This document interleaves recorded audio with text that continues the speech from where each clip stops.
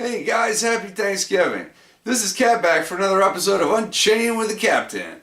We're still doing Quentin Tarantino movies this month, and today's entry is Bong! Kill Bill Volumes 1 and 2. Now this review is going to be chock full of spoilers, so now's your chance to jump ship. And we'll get into this one right after the titles.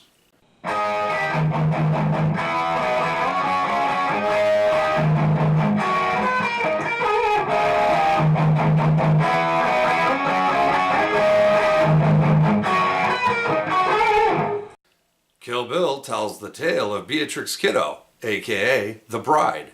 During her wedding rehearsal, the church is attacked by the deadly Viper assassination squad. All are killed and she's left for dead. Amazingly, she survives the encounter, and after a 4-year coma, sets out on a path of revenge. She slices and dices her way through them all to get to the leader of the Viper squad, Bill. The cast in this movie is just fucking huge. I can't go over all of them or we'd be here until after New Year's, but I'll try and hit the main ones. Not a lot of A-list actors, but they were fairly well known to most movie audiences at the time. Uma Thurman plays the bride. Her only goal is to kill all the members of the hit squad. David Carradine plays Bill, the leader of the Viper squad. He seems to be a pretty laid-back dude, until he isn't. Daryl Hannah plays Al Driver as Bill's right-hand man. I think the last thing I saw her in was Splash. Lucy Liu plays O-Ren Ishii, another assassin. I just like saying O-Ren Ishii.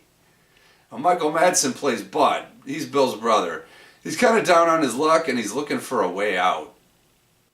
Michael Bowen is in this too, as a less than admirable nurse. I only mention him because I like pointing out actors who are in Breaking Bad. He was Uncle Jack. Now the other guy in that scene is the same guy who had the 1970 Dodge Challenger that the girls test drive toward the end of Death Proof. Pointless trivia. The Deadly Assassination Viper Squad has to be at least partly based on Fox Force 5 from Pulp Fiction. For those of you who may not be familiar, Uma Thurman's character tells this story in Pulp Fiction about the TV pilot she was in called Fox Force 5, where it was her and 4 other women fighting crime, I guess. She didn't really elaborate on what the show was about. Anyway, it does bear a striking resemblance to the Deadly Viper Assassination Squad in these movies. We get another dose of Quentin's foot fetish again. Okay, let me explain this real quick. Feet aren't sexy. They're a tool, like a hammer. It gets the job done. I don't feel the need to get busy with the hammer. If that's your thing, that's cool. I just don't get it. Go fuck a hammer! The pussy wagon you see in Volume 1 actually belongs to Quentin Tarantino. That's it. Just more pointless trivia.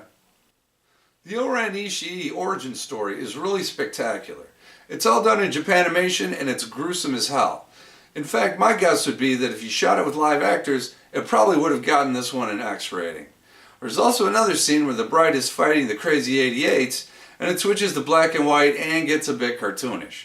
Again, I think if this was done in color with gallons of red blood, it would have turned the audience off a bit with the violence. These movies do jump around a bit, but that's standard operating procedure for Tarantino. Others have tried to mimic this, but a lot of times it just ends up making the movie confusing.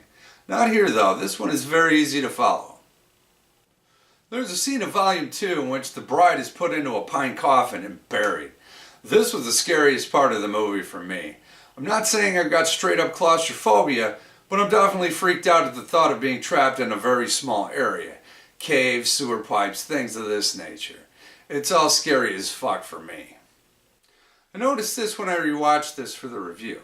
The bride, whose codename is Black Mamba, doesn't actually kill Bud and Al Driver. They get killed by the Black Mamba that was in the suitcase full of money.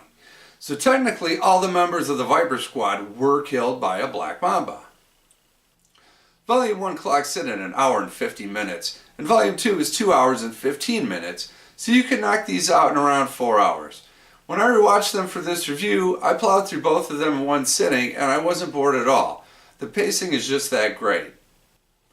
So what's the verdict on this one? This is another stellar outing for Quentin. The story is fantastic, the acting is great, and the cinematography is spectacular. The pacing keeps things moving along, and the music fits the scenes well. one of Tarantino's best works. I get more out of it with each viewing. That's all I got for you guys on Kill Bill Volumes 1 and 2. We'll be finishing up Tarantino month with Pulp Fiction from 1994. Thanks for watching and have a great Turkey Day. Stay tuned for another horrible impression. And you guys are dismissed. I'm Forrest Gump. Like and subscribe or I'll put a bullet in your buttocks.